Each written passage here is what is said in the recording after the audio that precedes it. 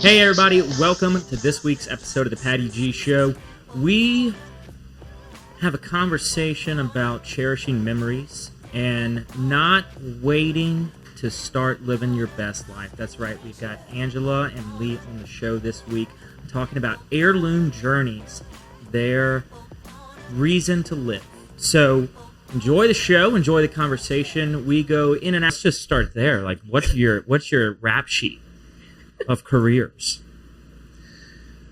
My 15th birthday, I started. My dad had a Leslie jewelry store in Baton Rouge. On my 15th birthday, he woke me up. He said, I got you something for your birthday. I was like, all right, cool. So we get in the car, and I think he's going to buy me a car. And he takes me to Hopper's Drive-In on Florida Boulevard. It's about 10 o'clock in the morning, and I look at him like, oh, I'm not hungry. You know, I want a car. It's summertime, June 15th. He says, no, it's your first job. I'm like, no, not really. I don't want to work here. He goes, but you know everything because you're a kid and you don't want to work in the family business, so you can start here. And as long as you live in the house, you got to keep a job. I'm like, okay. So I started there, learned a couple of things. Worked at Service Merchandise, I think, for about a year or two. Graduated high school, then ended up joining the Marine Corps. Got injured non-combat, was medically discharged in 94. Joined couple other little jobs, odd jobs, doing some things for my father in that gap. And then in 97, I became a Baton Rouge City cop. I did 8.5 years, Baton Rouge City Police, most of it uniform patrol, traffic homicide, traffic fatality investigator. I left that, opened up Baton Rouge Private Detectives. I was in a good place, or the right place at the right time. I bought brpd.com. They let it lapse. So I changed that into Baton Rouge Private Detectives, kept that for a couple of years. Had a couple of kids in that gap, and then I've always been a mechanic. Resto modern vehicles, antique military vehicles, putting motors, engines that didn't come in it, air conditioning, stuff like that as a side hobby. I quit Baton Rouge City Police in 2006. My father was going into renal failure, lost his house in Katrina, so he asked me to build a house for him before he died. So I got two of my friends to come help build it. We built a 5,500 square foot house. I did not do the roof. I did not do the bricks, and I did not do the slab, but we framed it up, boxed everything, blacked it in ourselves with 3 people. No subcontractors. 5,500 square foot house? It's on the corner of Banaki Boulevard and Beach Boulevard in Biloxi, between the lighthouse and the Beau Rivage. It's beachfront property. And that is a huge house. It's the piece of property that owns the beachfront that goes down into the water. Okay. So I left that in 2007 after we got it done. Ended up a couple other little odd jobs here and there. Ended up going to work at Turner Industries for a couple of years. Left Turner Industries, went and worked at Varnadoe's Towing. Ran most of Varnadoe's Towing for about 3 years. And then I left there, went to Holmes Building Materials for a year, and now I work at Progressive as an insurance adjuster. But we opened up the travel business. So I've just always felt like the guys in high school that weren't any smarter than me were able to find these careers and jobs and fields. So I figured worst case, I would try it. And if I couldn't figure it out, I could always call one of them to come help me. But I've always been able to figure it out. And so I've always felt successful with that. Yeah. So I had different careers, different industries, different time and different places, all kind of figuring out where you were going to be. But it sounds like the longest tenure was with BRPD. It was BRPD. Okay. What's one of the wildest stories you have from there? I mean, if you're going to start your own show, like, we got to get these stories refreshed. You know, we got to pull some out of the hat. Anything you could actually say? Yeah, well, it's where statute of limitations are so far gone, right? Man, there's a lot of them, and I just got to think of what would be. Can you think of one that I've discussed that would be, or even like one where you're like a detective, right? Like just something that was a public case or something that people would know of, or maybe something. Oh no, I don't. I wouldn't want to go public case. I don't know. I was always fair and always tried to make it fun. I mean, even when I arrested people, I tried to let them know that it's okay. I don't know that it was maybe the greatest stories, but everybody I always dealt with, I felt like it was their worst day. So for me, it wasn't awesome to kick them when they were down or you know, make fun of them or ridicule them. I always looked at it from the standpoint of, I caught you. This may not be the best career path for you. Let's do something different. I don't want to keep coming across you. I think for me, I would stop like a burglar and I would catch him, you know, maybe 2 times. And I was like, the burglar union would probably do some vocational training and let you maybe parlay that into another criminal enterprise because you're not particularly good at being a burglar. You're not good as a thief. So maybe you should try a different criminal enterprise. And I said, I don't know how it works. I don't know if y'all have like a union that you can go back to and get some kind of additional training on it. And I would try to make them laugh. I did my 8.5 years. I didn't have a single internal affairs complaint in 8.5 years. But I was a good cop. I wasn't afraid to put hands on people if they deserved it. And I wasn't afraid to stop if they didn't. I looked at his calf rope, and once you handcuffed him, you're done. Yeah. Is there really a burglar union? No. No, but I just thought it was. Well, you would assume you so. You could have told me yes, and I'd been like, all right, cool, we got a burglar union here. You would assume so with the frequent flyers, because I'm like, I don't understand why you keep trying. Like at some point, you're just not good at this. And I mean, you'd stop the dope dealers or whatever, and their comment was, you make good money, but if you get caught back to back, it burns up your capital. So as long as you have the capital, you're good to go. But 2 or 3 pops in a row, you're burning it on bond, you're burning it on attorneys, you're burning it on under the table payments, as they claimed, to cops, attorneys, judges. I didn't verify any of the story, but that's what they claimed. And so they said as long as they could keep out of getting arrested 4 or 5 years, they made pretty good money. It was an interesting concept. They were just like, viewed you as, this is a cost of doing business. This is a line item on my P&L. Arrest fees. That's exactly how they viewed it. It was line item. It was the cost of doing business, and can I come back from this to continue to make it, or do I need to parlay this into a different job? But most of the really successful guys I dealt with in Baton Rouge, and I was not a narcotics detective, but I was just really good at piecing things together. But I would piece it together, and I would just talk to them no different than you and just ask questions. How is this? How is that? Why do you do it this way? I said, I'm not testifying against any of it. I'm just trying to learn. I mean, the biggest thing for me, I think, is everybody I ever went to that was alive, that was shot or severely wounded or something like that, I would always ask them, if I handed you my gun, could you kill me? And my thought process in that was, what level of damage can someone take and still pose a threat to me? Wow. So I thought, hey, if I handed you my gun, could you still shoot me? Sometimes they're like, yeah. Sometimes, they'd be like, what are you talking about or whatever. But I was just trying to gauge of how much damage would I have to inflict on someone to stop that threat towards me. That is a interesting way. I've never thought of that before. And I also asked everybody what was their highest level of education, whether they were homeschooled or whatever, because it's not scientific, but everybody I dealt with, the less education they had, the more likely they were to resort to physical altercations to resolve conflict. The less education, the more physical they tended to be to resolve conflict. I found that the people that got further in high school were less likely to use physical violence and force, whether it was in their own domestic relationships or even the crimes they committed. So they would learn how to communicate over those years, or opposed to not learn how to communicate. Violence is just instinctual at that point. I always asked the teachers union, I said, why don't you come up with the motto, it's cheaper to teach them? We're totally fine with putting them in prison and paying $40,000 a year to incarcerate them. Wouldn't we be better off spending that money on to educate them if you could just keep one out of jail? Yeah. Was that the annual rate that you would have to pay per year at the time? I don't remember where I got the number from. I always research everything. Right. I'm sure I picked it up somewhere. But of course, I left Baton Rouge City Police in 2008. I mean, most of my friends now are retiring. Had I stayed, I would be retired by now. So what made you leave? My father was diagnosed with renal failure and was having a hard time. He wanted to patch it up with his kids. I've got 4 brothers and 3 sisters. My father had 3 wives. And so one of the things, he just wanted to patch it up. I was in traffic homicide, and I asked to work 40 hours a week. That's it. And I was okay with being on call. But they forced me, or tried to force me, into working LSU football games and Mardi Gras parades and all this forced overtime, and I didn't want to do it. So I asked to speak to the chief, got the union involved. I was cussed out, told too bad if I didn't like it, I could quit. So I did. I wrote an 8.5-page resignation letter, dropped it on the chief's desk, and walked out. 8.5 pages? They got a page for every year of service. Wow. Okay. So how does the relationship then work with the private detective and the actual police force? I think all the cops liked me because I don't know. You meet a lot of people that say they would love to say this, or they'd love to do that, or do this, or, speak their mind. And I've just always been that person. I'm not going to say that I haven't failed, but I always get back up even after I do. And I've been more successful than I have failed.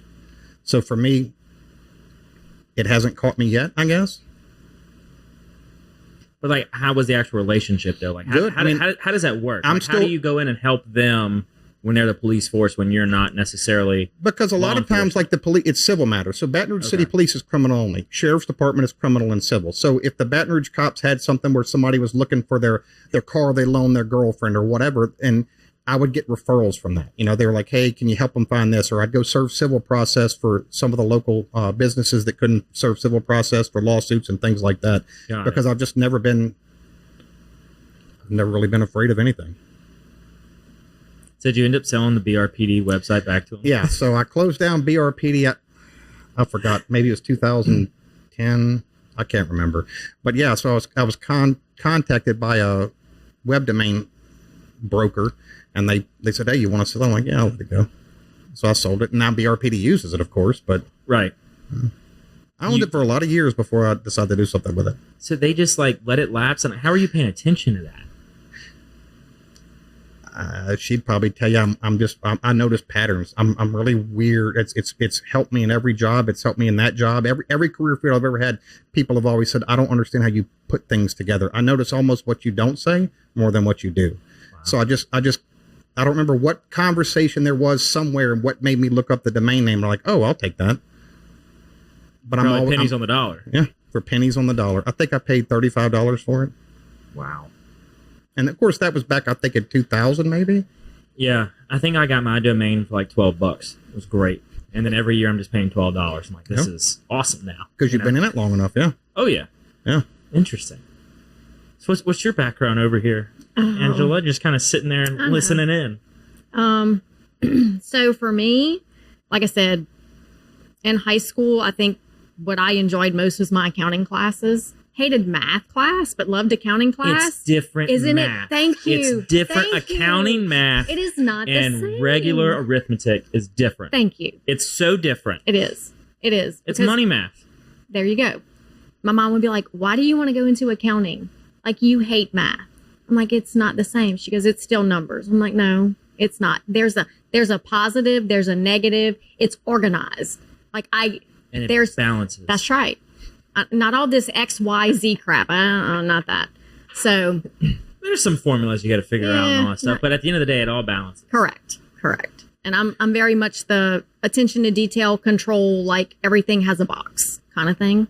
So yeah. So ended up going to college, went to Southeastern for accounting and business, and before I graduated, ended up getting married, having a couple of kids, all that fun stuff. And 2 months before I was actually born, my dad walked off of his job that he worked for someone else with a pregnant wife and 3 other little kids at home, and decided to start his own business and started an industrial construction company. I mean, that seems about the best time to do it. You know? I mean, you got great. Another one on the way. You That's already right. got 2 at home. That's the best time to do it. 3 at home. 3 at home. 3 at home. 3 at home. And 2 months until I was born. Yeah. Nothing else going on. Let's just start a new business. Why not? Yeah. So, whenever the kids came along, I stayed at home until both of them started school. And then my dad called me one day and said, "Hey, I need some help in the office." And I was like, "Okay." And the lady that helped him run the business, like his right hand, her husband had been diagnosed with Lou Gehrig's disease. Wow. And so they didn't know, like, transition wise, how fast he was going to progress or anything like that. So he said, can you just come in, let Barbara kind of start showing you how we run things, the computer system, all that, to where should I need you, I have you to fall back on. I said, sure, no problem. So we were going to wait till after the first of the year, because this was about September. And the day after Christmas, she called him and said, "I'm never coming back." Like, her husband just progressed over the time we were out for the holidays. And she's like, "It's just, I can't come back." So she sent me a 1-page piece of notebook paper. 1 page? 1 page, not even front and back. I mean, this man writes an 8-page resignation letter. Yeah. And you get a 1-page instruction letter on how to run the back office of an entire industrial organization. Yeah, pretty much. Seems fair. Seems fair. Yeah. Right. So I went in and basically spent almost an entire week, 12 to 15 hours a day, they're just trying to figure it out. And because my father, with his infinite wisdom, the computer system that we had, like all of our payroll system, we didn't use QuickBooks, nothing that there was like a support center that I could call. No, you probably it was custom built just for what we did. Worse. I was thinking you had like a Great Plains, like a Deltac, like something that was old and antiquated, or like even like a Sage Peachtree, but no, you're talking custom built just for how we worked. And probably the person who designed it was no longer in the business of designing software. So thankfully, our IT people knew enough to help. That's good. But it was a process. The help-ish. Help-ish, yeah. Help-ish. So I went in, and after a couple of months of me being there, he came to me and he was like, why don't you just stay? Like, instead of me having to hire somebody. And I was like, I don't really think I want to do this. And so I was like, plus kids, because I always, when my ex-husband and I got married and talked about having kids, my thing was, I will not have kids until we are in a financial position to where I can raise them. They're not going to daycare. Somebody else is not raising my kids. And so, that was a big thing for me, is being home for my kids. My mom was a stay-at-home mom, and I thought that was important. So my dad was like, we'll make it work. What does that schedule need to look like? So I wouldn't go into the office until they were on the bus and at school, and I was home before they stepped foot off the bus.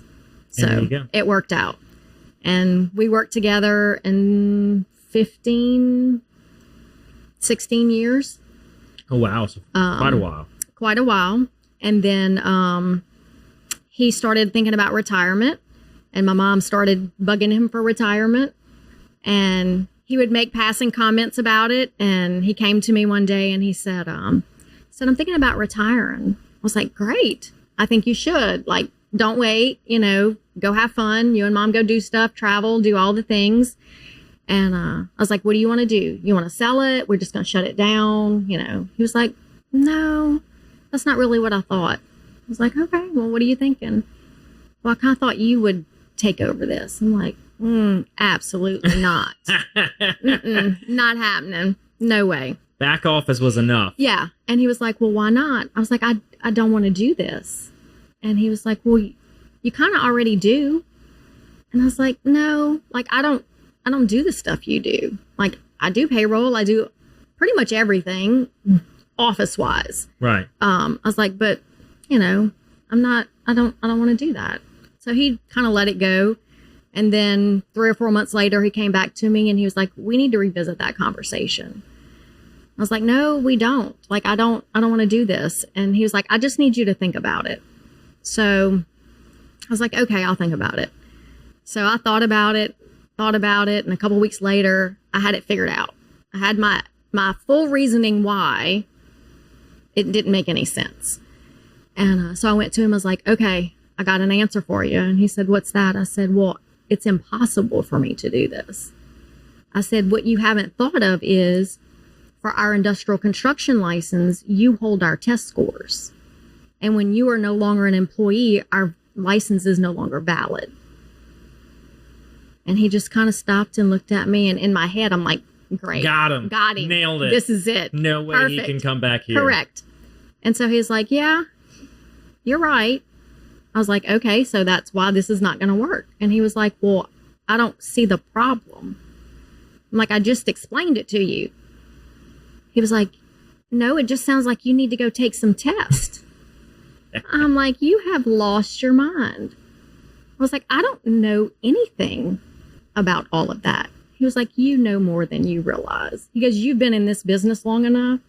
He goes, you go out to those plants with me. You sit in those meetings. You know more than you think. And I was like, yeah, but I don't know enough to take those tests. So I was like, we're not going to have this conversation anymore. So he let it go for a little while, and then he came back around. We had that conversation again. Of course. And so I told him, finally, I was like, okay, here's the deal. I said, I will go take the test. There's 3. You have to take business and law. Okay. We had industrial plants, and heavy construction were the 3 test scores that he held for our license. Okay. So I said, I will go take them. I will study. Like, I'm going to give it 100%. If I pass them, you get your way. If I fail them, I get my way, and we're not talking about this anymore. So he was like, okay, deal. So for the business and law exam, they give you a study guide. They give you all this great stuff. And it kind of was like an accounting class, and it was common sense. So that one I wasn't concerned about. The industrial plants and the heavy construction, they don't give you anything. They tell you what, like if the test is going to be 100 questions, they tell you what percentage of those questions are in different categories. But no study materials or anything? They give you a list of, how do they word it? Suggested reading material. It could be anything from a bifold pamphlet from the EPA to a 400-page legal document from some case somewhere about something that happened on a plant site. Okay, so really narrow study field. Correct. Very precise materials. Yes, like here's things that you may want to know. Here's your exact path to study. Makes sense. Okay. So I scheduled my test. I went to the state licensing board in Baton Rouge and took the business and law. And it's one of those where when you get finished, it just says pass or fail. Doesn't tell you how well you did. Doesn't matter how well you did. You passed, you passed or you failed. Correct. There's no curve. And I think it's 75% was passing. Yeah. So took business and law, pass. Took industrial plants, passed it. 2 out of 3 here. Took heavy construction, failed it. So I'm like, okay, cool, great, perfect. All right. How long has it been since this happened? That would have been in 2015-ish. All right. Did you sandbag the exam? I did not. I absolutely did not. You can be honest here. I'm being completely honest. I'm surprised I passed the industrial plants one. I was actually pretty proud of that. So I get in the car afterwards, and the weird thing was something I did not expect. I was actually kind of sad. Oh, of course. I was like, oh, shit. I failed that. Yeah. You know? So, so go home, stop at my parents' house on the way home, of course. And my mom's just like waiting. And so I go in and she's like, well, I'm like, well, I passed this one, and I failed this one. She's like, well, that's okay. Like, you tried. Do it again. Well, and that was the thing. So if you fail your test, you can retake it within 30 days. Okay. Of course, you repay for it every time. Well, obviously, they got to get their money some kind of way. If you fail it again, then you have to wait 60 days. And then if you fail it a third time, I think you wait 90 days. And I don't remember if you get to take it after that. But there's like this growing waiting period between each one. So my dad's just sitting there. I think he was drinking coffee. I don't know. And he's just smiling. My dad was not, he didn't talk a lot. Like he not going to talk just to talk. So I'm just waiting like for something. And he was like, well, congratulations. I was like, for what? He was like, you have a business to run. I was like, no, I failed heavy construction. He said, you are correct. He said, but the one thing you don't know is you don't need that. He played the long game with you. I was like, what do you mean? The really long game. He said, when I first started my business, we were physically building plants. He's like, we don't do that anymore. He said, we do the maintenance and we are their on-site general contractor, stuff like that. He said, the only way you would need that is if it was some brand new ground up kind of stuff or a project that is just out of what we normally do now. He said, so congratulations. I was like, great. Thank you. And you didn't read into that at all? I did not. If it was needed, all 3 parts? You just like, well, he's got all 3. I need all 3. Yeah. Okay. Yeah. Well, you trust your parents, don't you? I mean, but if I'm going to run a business after taking an exam, I'll at least read up a little bit to make sure that I need all three. You know.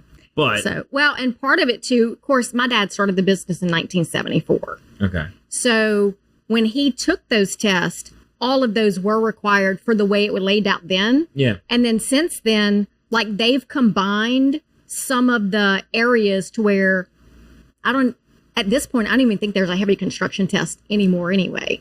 But like they've mitigated that over the years and redone things. So same thing with CPA exam. Yeah. Your CPA exam used to be 4 sections over 2 days. And now it's 4 sections over, I think, 18 or 24 months. Yeah. So they've changed it up a lot. And now they even have, you can specialize in certain areas. You don't have to take the same 4 parts as somebody else. So yeah, they evolve and all that. Yeah. So same thing. So, yeah. So then we started the conversation of what that was going to look like, of him retiring. And originally he thought that he was going to start coming into the office just 3 days a week. So that was the conversation. He's like, I'm going to take probably 2 or 3 weeks. Your mom and I is going to go take a vacation. And when I come back, I'm probably going to come in like Monday, Wednesday, Friday. And then after a while, I'll just come in maybe Monday, Tuesdays, or we did payroll every Monday. So Monday was real important for him. Right. So, they went on vacation and they went on vacation. Never came back. And he would pop in every now and then if my mom had too much for him to do on her honey-do list at home.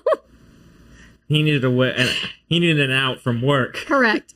He would show up in his jeans and his tennis shoes and his t-shirt, and he'd come in and I'm like, oh, she's got a whole bunch of stuff for you today, huh? And he's like, yep. So he'd go sit in his office and piddle around. And he's like, this is perfect.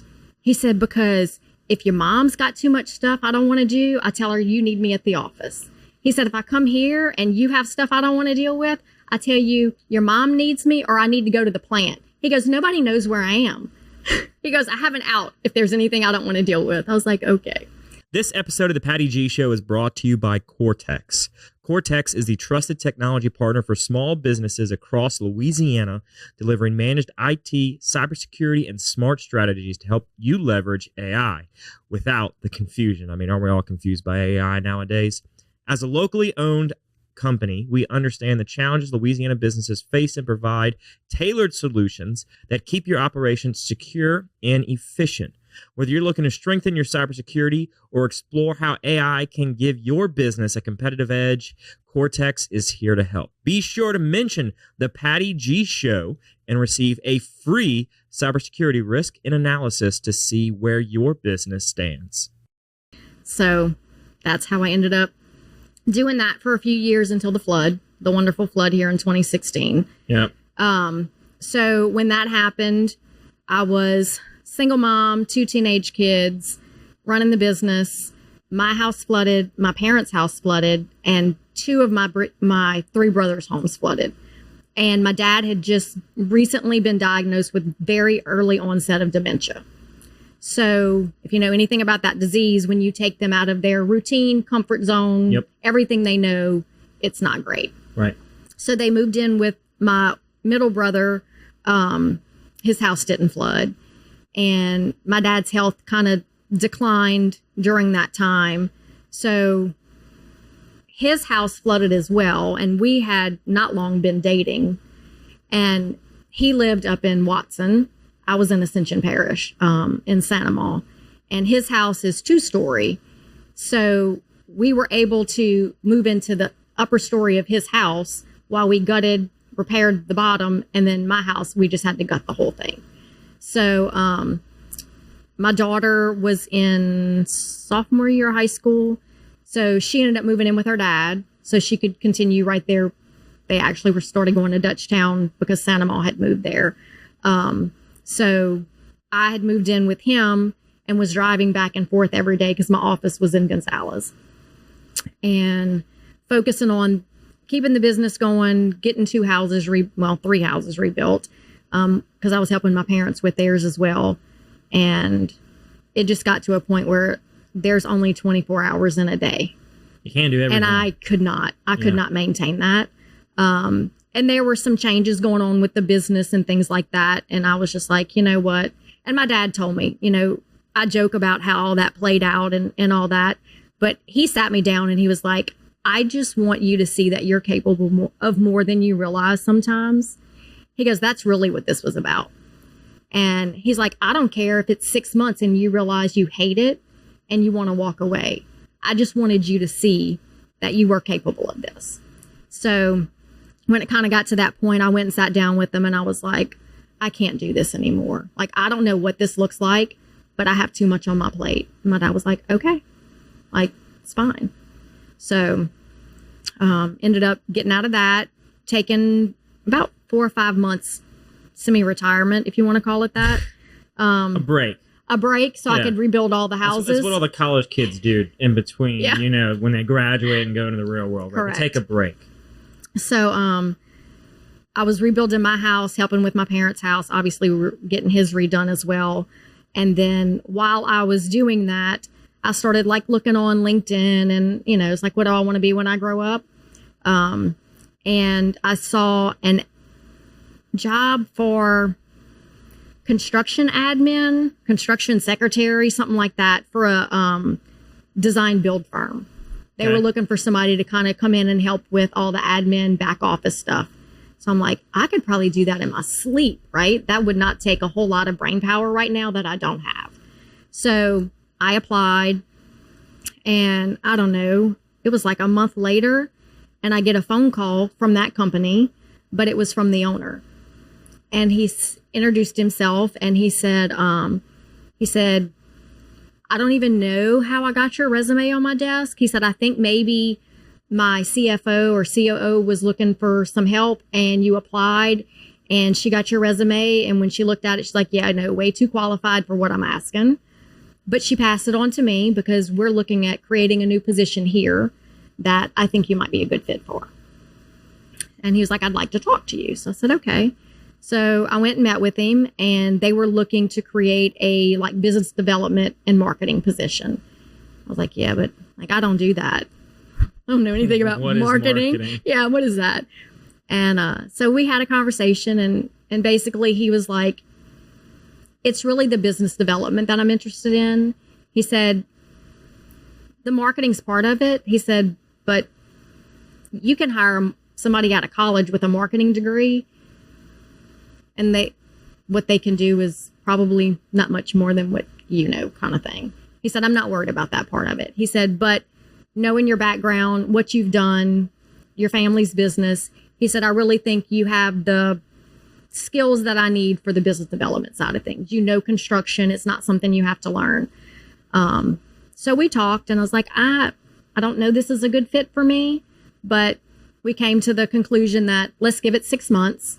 And if I like you, fine. If you like me, fine. If we don't, no hard feelings. And either one of us says this is not a fit, we're okay with it. Yeah. So I ended up starting there in 2017.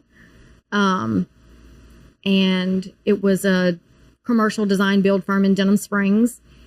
And I actually really enjoyed it. Loved being there. It was a great group of people. When I was brought in the first time to meet with them, the owner explained to me that he was also he had a 5-year plan for retirement. And I want to point out that I'm good at reading people because I went to dinner with him and after we had dinner, she said, what'd you think? I said, he's going to ask you to run the company. She goes, no. I said, yes, he's going to ask you to run the company. But go ahead. She just attracts the type. That's what I'm getting, you know. It's a repetitive story. Very good at what she does. So, and I was like, no, I was like very honest with him about what I just came out of. I don't want to ever be in that position again. Like it was fun while it lasted. Great experience. Not doing that again. So about 1.5 years in, he came to me and we had a conversation. We went to lunch and he said, look, he's like, my 5-year plan has shifted. Like there were some things I had in place that just aren't going in the direction that I thought they would go. He's like, and I know you told me the day that we met that we were never going to have this conversation. He said, but we need to have this conversation. But alas, here we are. And the first thing that I thought of was, shit, I have to tell my husband he's correct. don't make me go home and tell this man he was right all this time.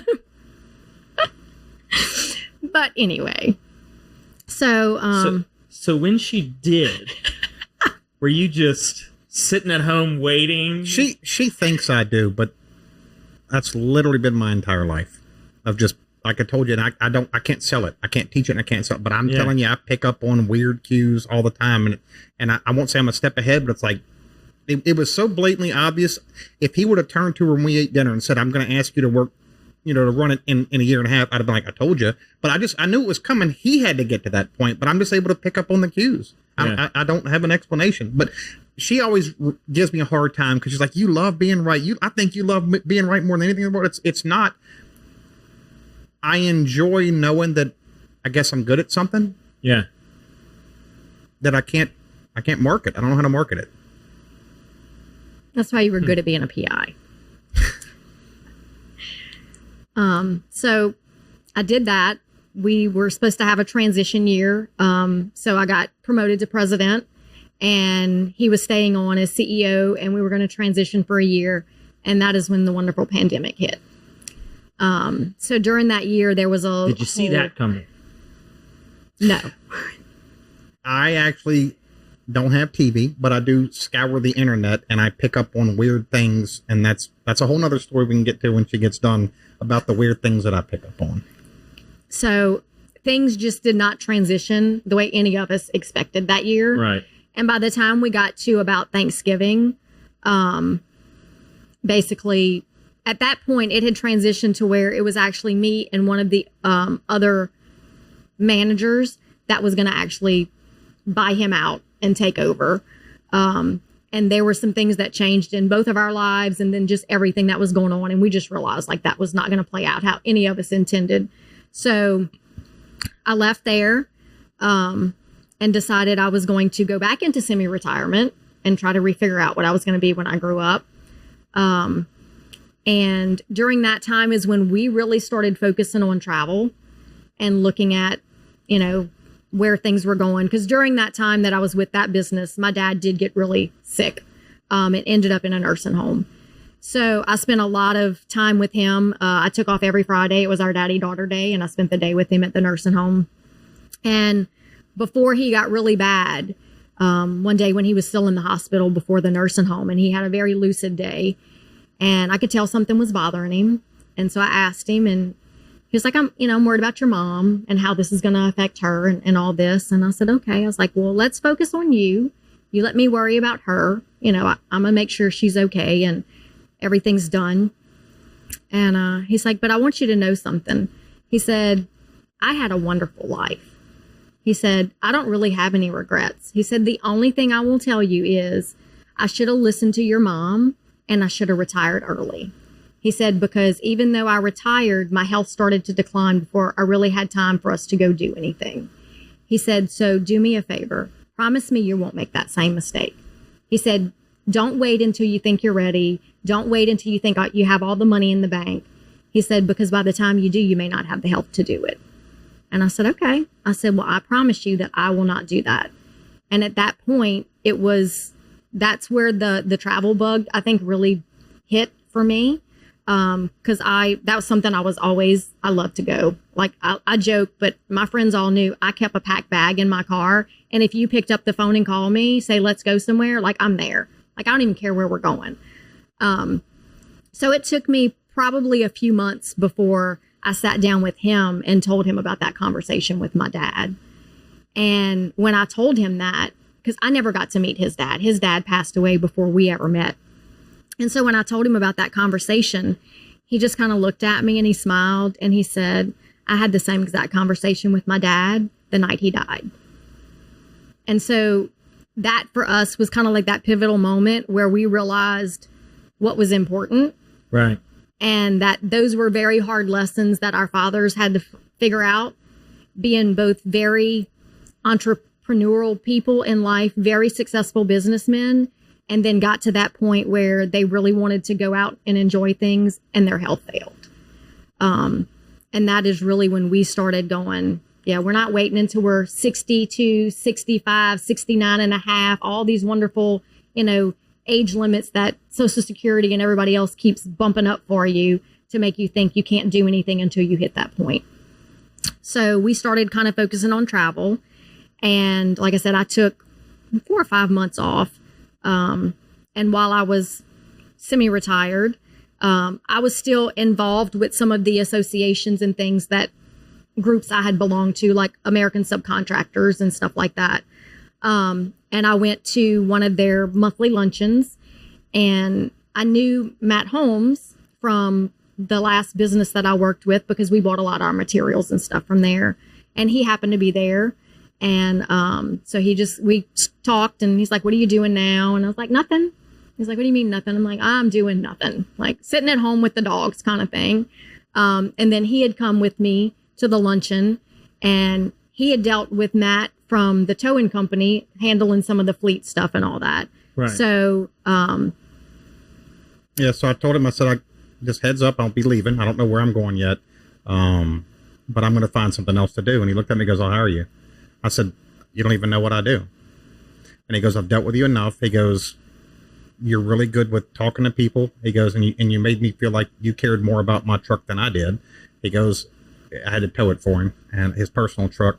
And he goes, "I'll hire you." I said, "Do you want to see my resume?" He goes, "No." I said, "Well, do you want to know what I do?" He goes, "I'll figure out something to use you for." I said, "Okay." So he asked me to come in for an interview. He said, "Bring your wife." Yeah. I was like, "Why would I need to bring my wife for an interview?" But okay. So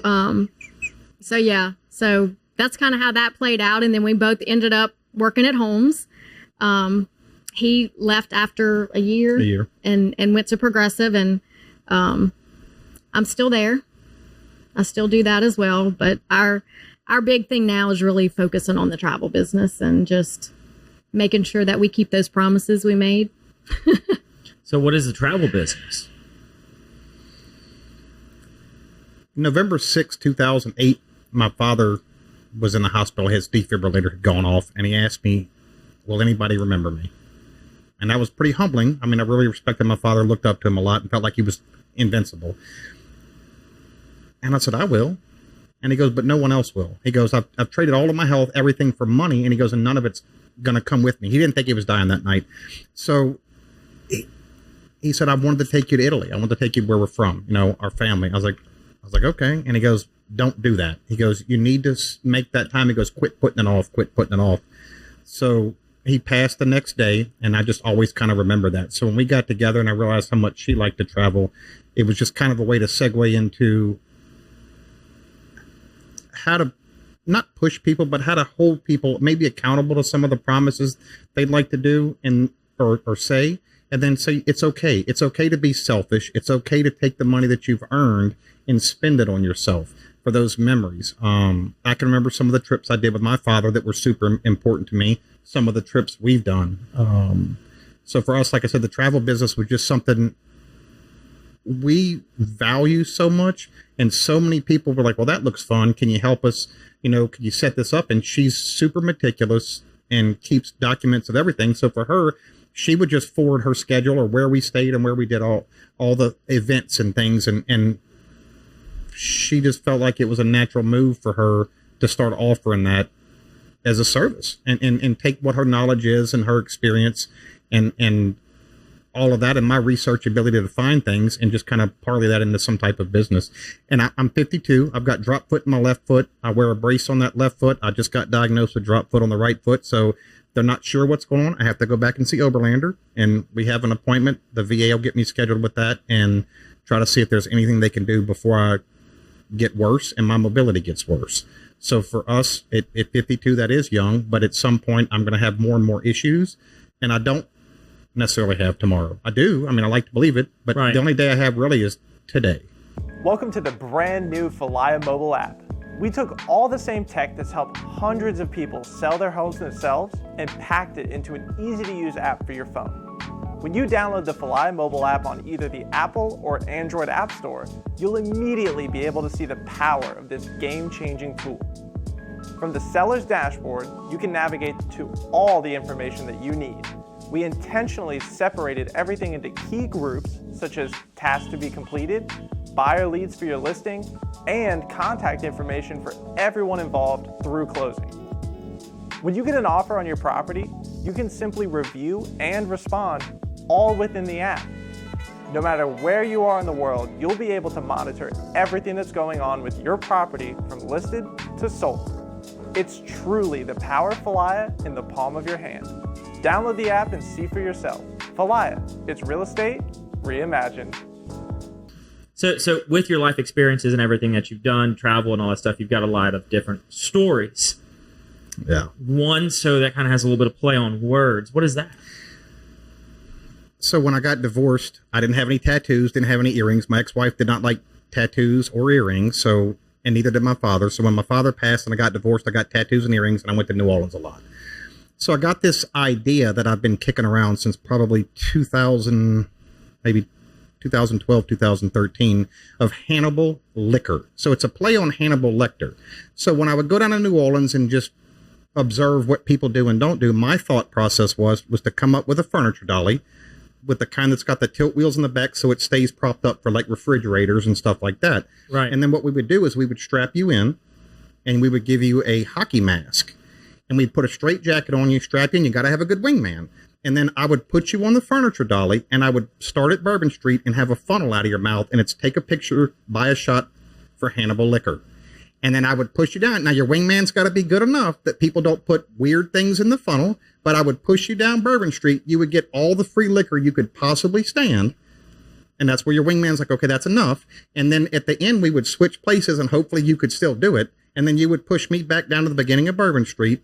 And then I would sell the entire contraption to some tourist for $400 or $500 so they could live on in infamy. And I could go about my business and not spend any money, make my entire money to go stay in a hotel room and drink and stay down in New Orleans. But now that technology has changed and you have YouTube, and I don't even have a TikTok, but you have TikTok, is why couldn't you do reels and people could follow along with HannibalLiquor.com, and then you could segue that into every state, every place that has a street that you can drink in public, whether it's Nashville, whether it's New Orleans and stuff like that. So I did end up buying the domain name of HannibalLiquor.com. I just haven't done anything with it yet. Is that legal? I don't know. Come on, you're a whole BRPD cop. You should know, like, that's a legal venture to go down. I would think it's totally legal. I'm just worried about the civil liability. Right, the amount of waivers and everything you got to have everybody sign. Well, you and I wouldn't need one because we'd just be having fun. Right. But then when you get a paying customer, I'm with you. We got. I'm not saying it doesn't need to be polished. Because then it is, who's responsible, the bar or the drunk driver? I know we got some legwork to do, but I'm just, that was just an idea that I came up with on how to spend your time. And I have since mentioned it to a client in France.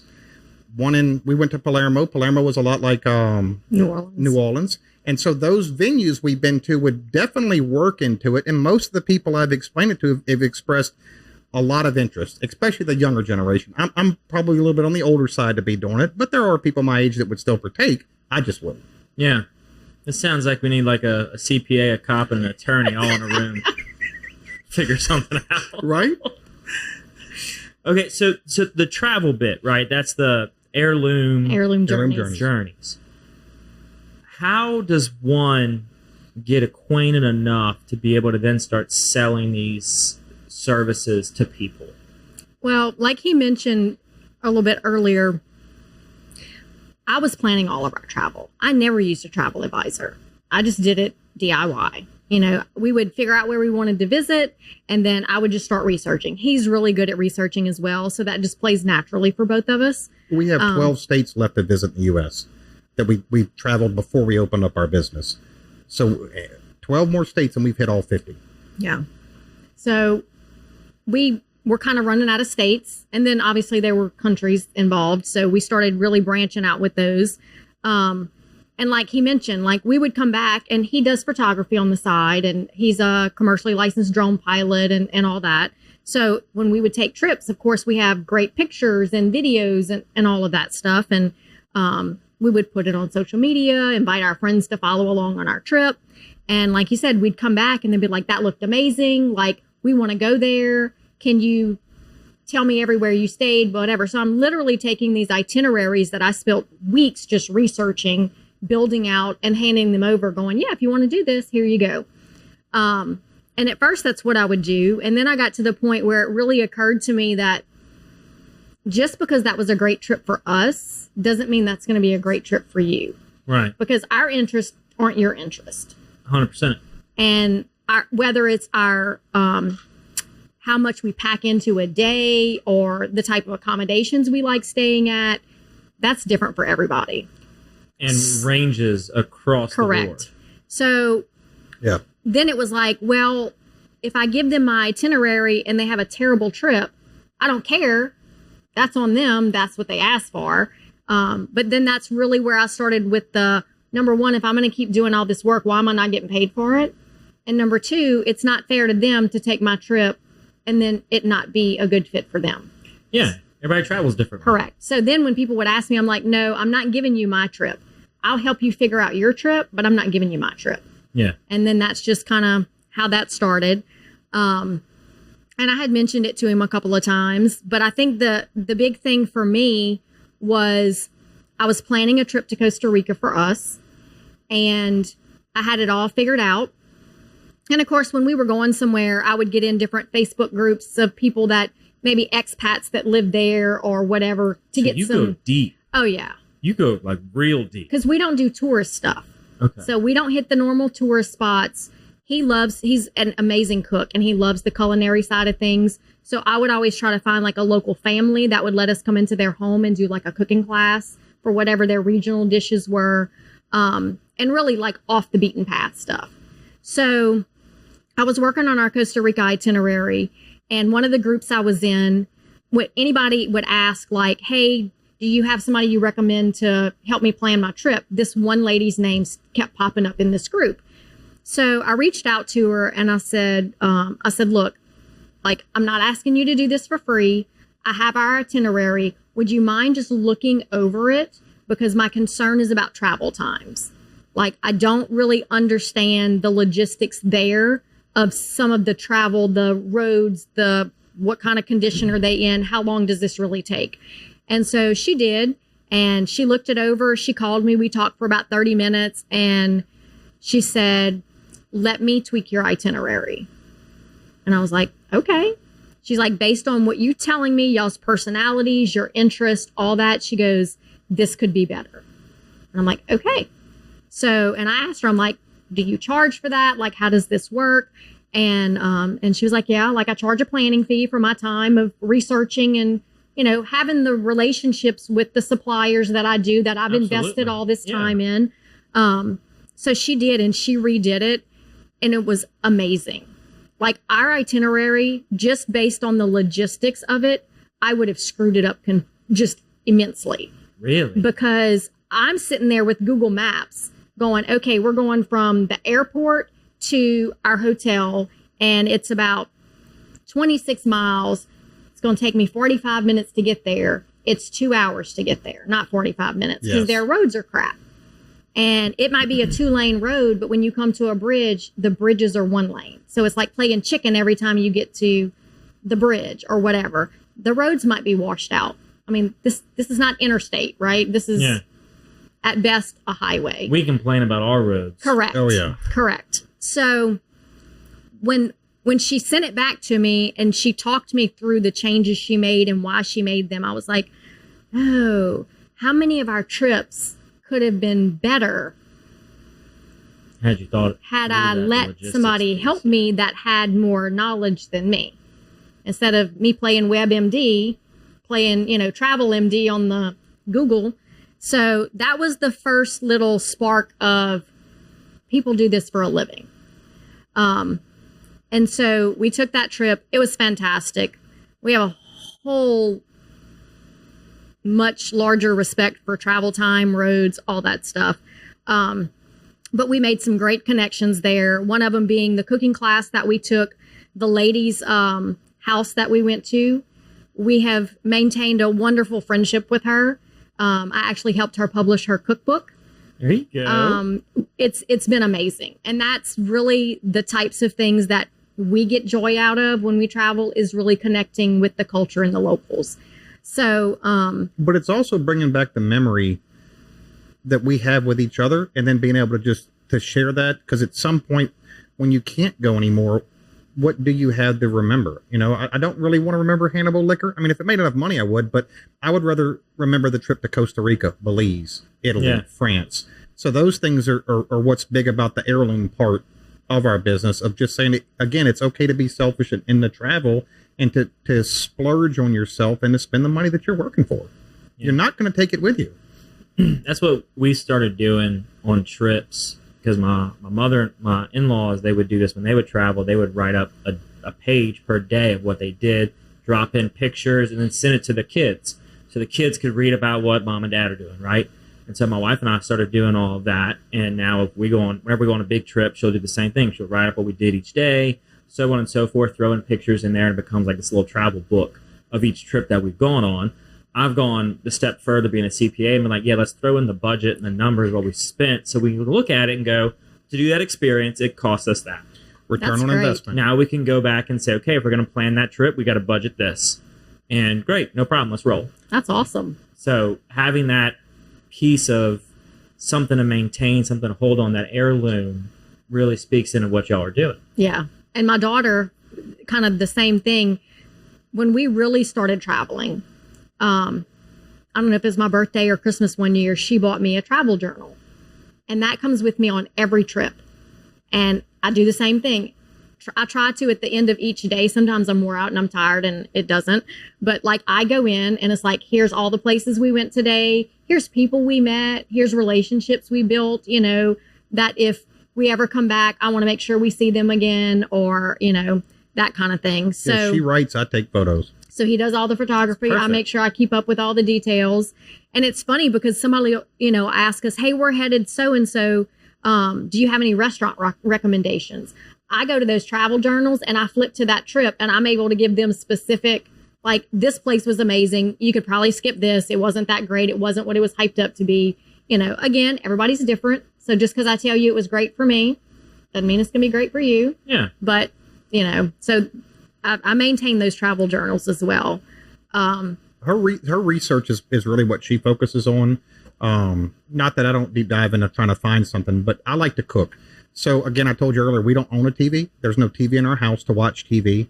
So I get up on the weekends and I'll try to cook lunch, dinner, and breakfast. And then I'll cook things that I've learned in the other countries or other states I've been to try to cook. And then while I'm cooking, she'll go through and look for where else are we going to go? Where are we trying to go? Or she's helping clients.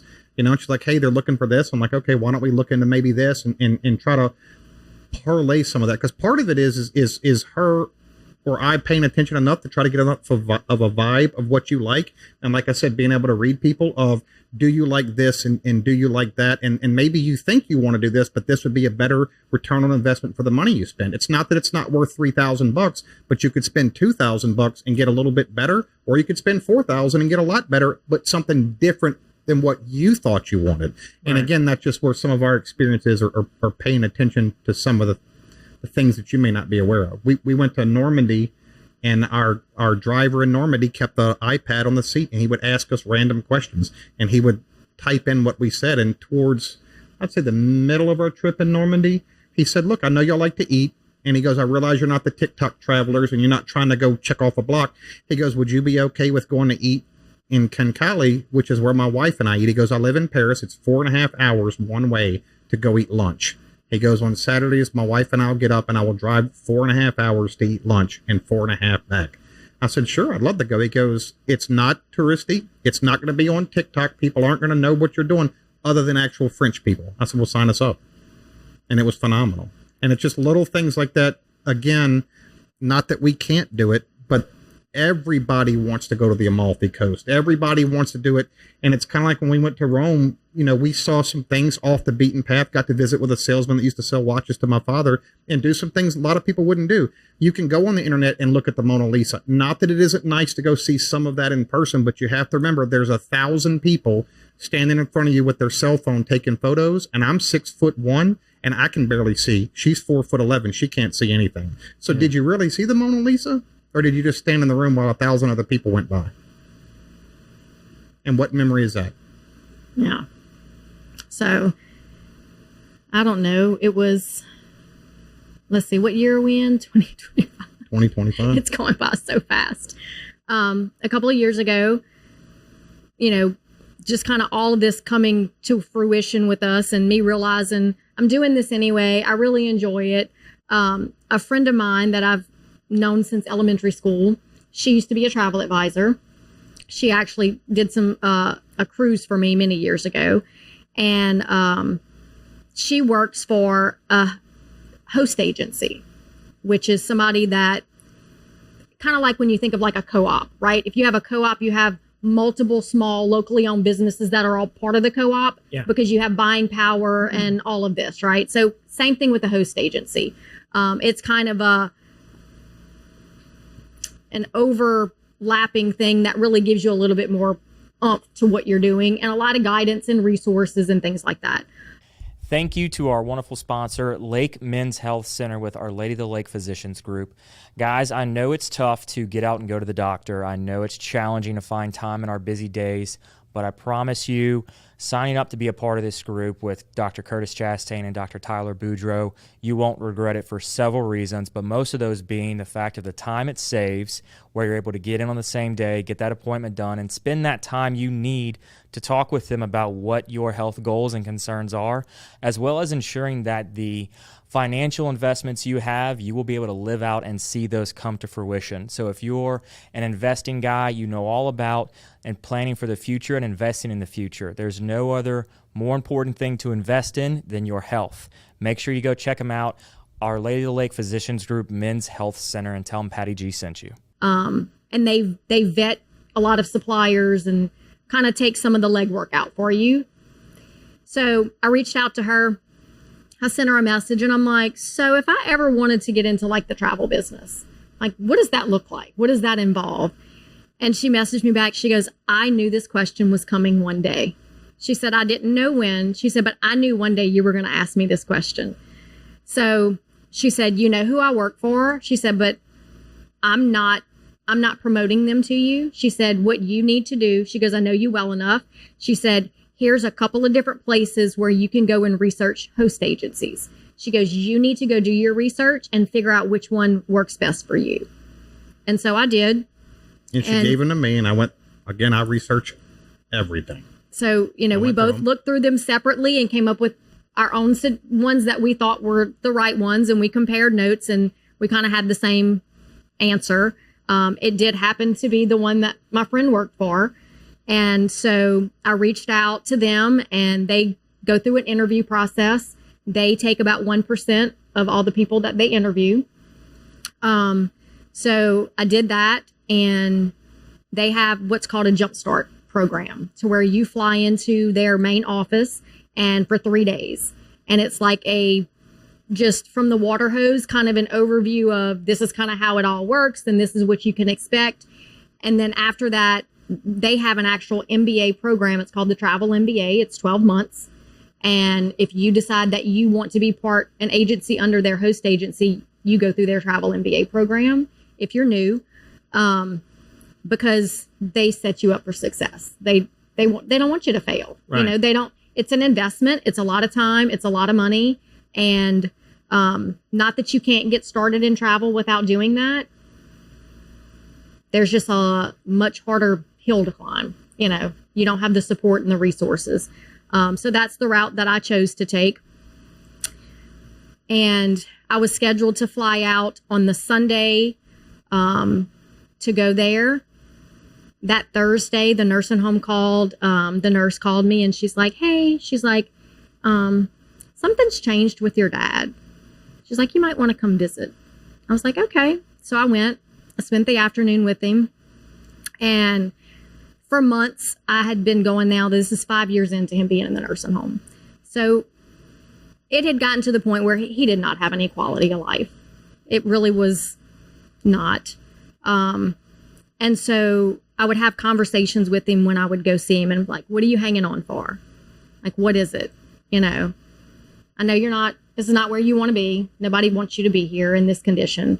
And I'm like, it's okay to let go. Mom's going to be fine. All this.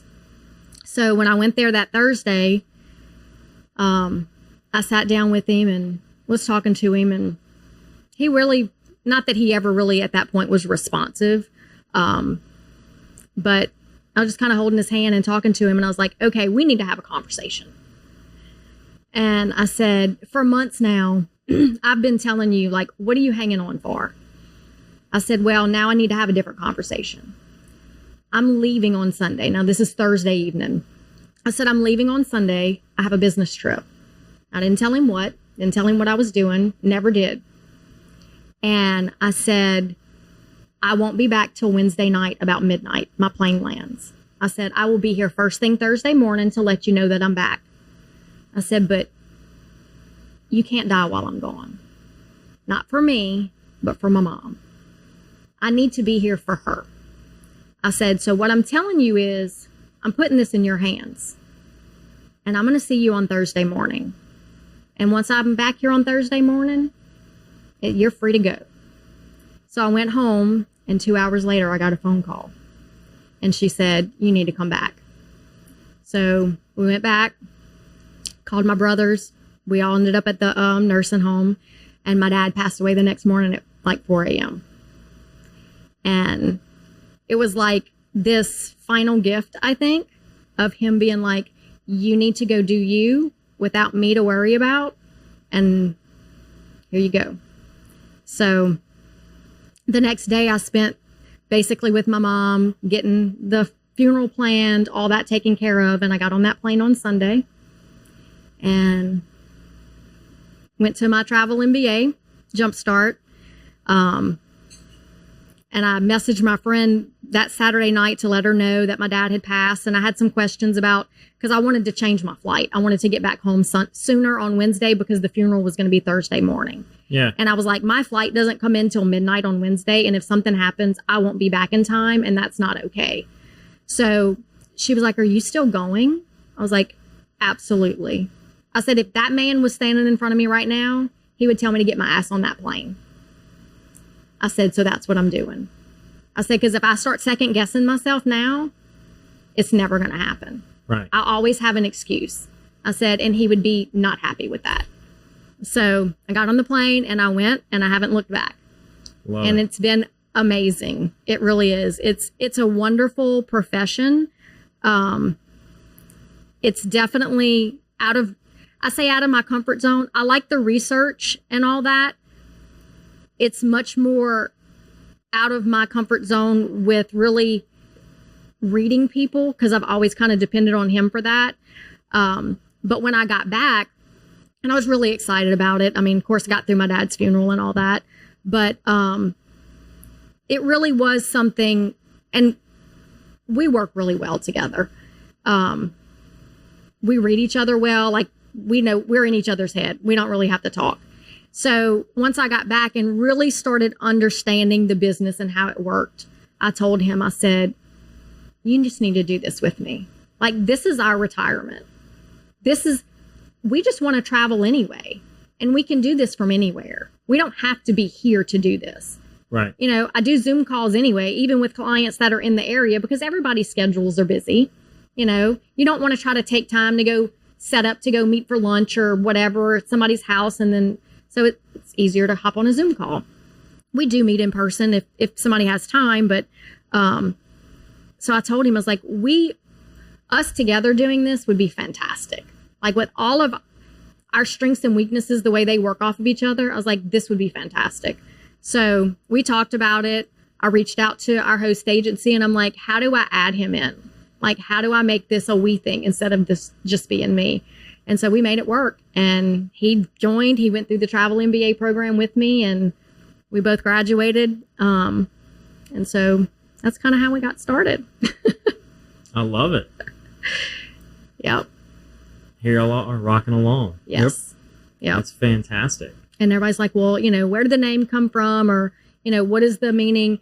And our whole thing is it's just that. You don't never know. You know, you never know. You think you have time, all that.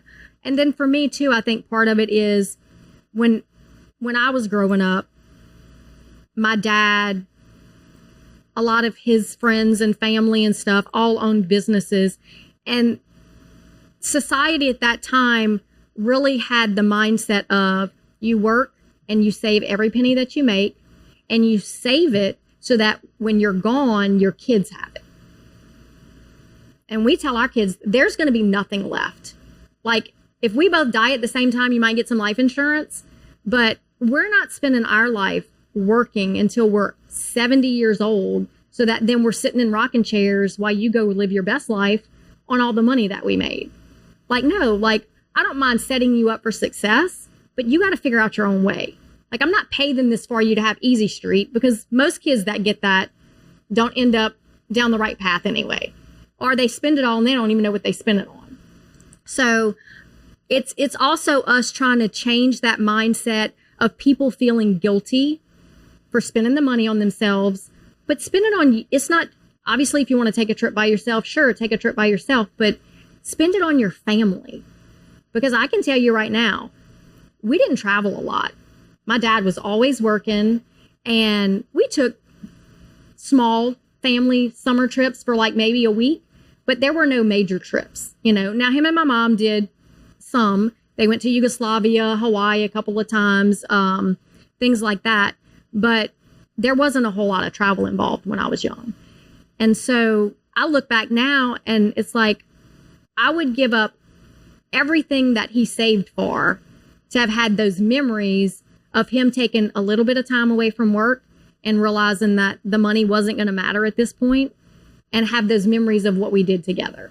Yeah. So that's basically what we try to instill from the travel business side of things is it's okay. You don't have to feel guilty that you're going to spend some of the kids' inheritance money, because when you're not here, when they're sitting around the dinner table at Christmas time and all of that they're talking about is memories, because remember that time we went here? Remember when Dad did this? Remember when we went? Would you rather them have that or money sitting in a bank that doesn't mean anything to them? Yeah, you want to have the memories. You want Correct. to have the conversations around the journeys that they had together. Correct. Oh, I So love that's that. how the whole basis of the business started, and how we came up with our brand name and all of that. That's So. great. It all has a higher purpose. Correct. I love that. Yep. So as we start to wind down, because we could be here for hours, we do have a set list of questions we ask every guest towards the end of the show. The first one is, what is something you did as a kid that you wish you could still do today?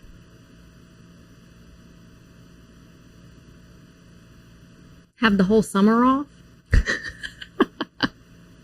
Not have to go the whole summer with not having to do anything. I could travel a lot during that time. Simple for me, both my legs working. That's great. Y'all have had a plethora of experiences over life, whether it be professionally or personally. What's like 3 lessons that you have learned along the way? One of the things for me being a parent was when I had kids and it would get to a point where they're not listening or whatever, I always remembered with my mom that she would tell me things like how her mom handled those situations. And she was like, she never understood we were just being kids. Like, it was very strict. And so obviously you don't understand that until you have kids of your own, right? Right. And so there would be times where my daughter would do something, my son would do something, and I just didn't take it personally. And somebody would say, well, that doesn't hurt your feelings. And I hate your guts. Every kid tells you they hate your guts, because if you're parenting right, they're going to hate your guts. And I'm like, but they don't know how else to express themselves. Like, that's what you're there for, is to teach them how to walk through these moments. And so I really value that my mom took the time to explain that to me when I had no idea what she was talking about until I had kids.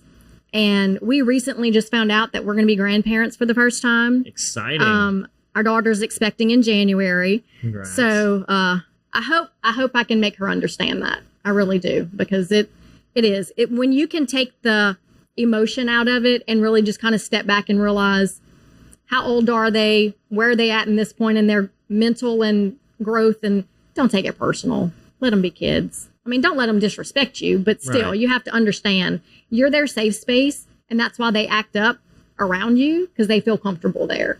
So that was something that it took me a long time to be like, that was really important. Give 100% of everything. Worst case, you fail. The absolute worst solution is you die. And if you die, it doesn't matter anyway. Nobody can come dig you up, hold you accountable for anything. Give it 100%, whether it's your relationship, a job, or anything. Because when it doesn't work, or if it doesn't work, you're going to always sit there and second guess yourself and say, maybe I should have given it more effort. But if you give it all, then you have no regrets. Give it all.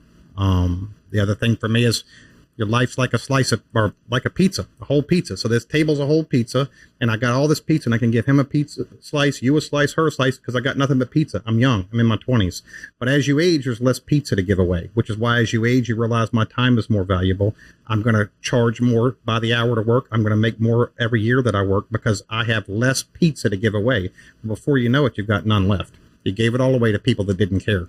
So be more mindful of what you're giving away of your time, because the richest man in the world, Elon Musk, only has the same amount of hours in a day as the rest of us. He can't buy memories. He can't buy pictures. He can't buy any of the past. He can only control the future. Make an effort. Try. Worst case, you die. I love that. He's so philosophical. It's great, though. What is something y'all love about Baton Rouge or Louisiana?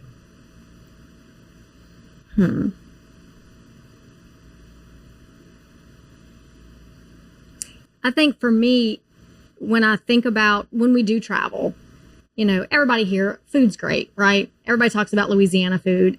And we do with what his interests are. We try pretty much anything, anywhere we go. But it is definitely nice coming home to like that comfort food, coming home to the stuff that mom used to cook your whole life and those things. So for me, it's the nostalgia part of the food when you've been away and you come back and you get that taste of home.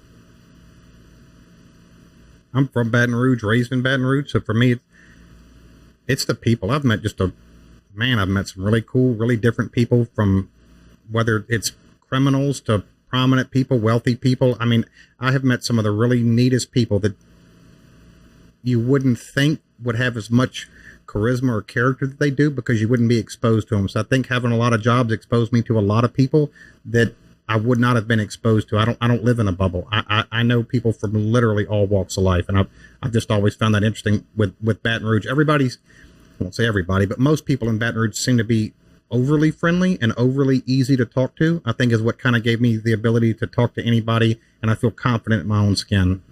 At least that's what Baton Rouge is to me. Yeah, I like it. Final question. What can I do to help y'all? I think the most important thing for me, obviously travel is kind of what we focus on, but if we can just impact one person, that the light bulb goes off and they realize that tomorrow's not promised, today's all I got, and what's really important to me and who, and let me focus on the time that I do have, showing them and spending time with them and making sure that those memories are there. Mine is spend that money, take that trip. Even if you don't take it with us or you don't use it. I'm telling you, when you go home, on your drive home tonight, I want you to think about somewhere that you've wanted to go and quit making excuses and go. I would love for you to use me, but if you don't, I'm okay. I would rather you go and do it without me than to not do it at all. But I'd prefer you use me. But if you don't, I'm okay with that too. I like it. Words for wisdom. Well, thank y'all so much for coming on. This has been a blast. Thank you. Really enjoyed this time together, so appreciate it.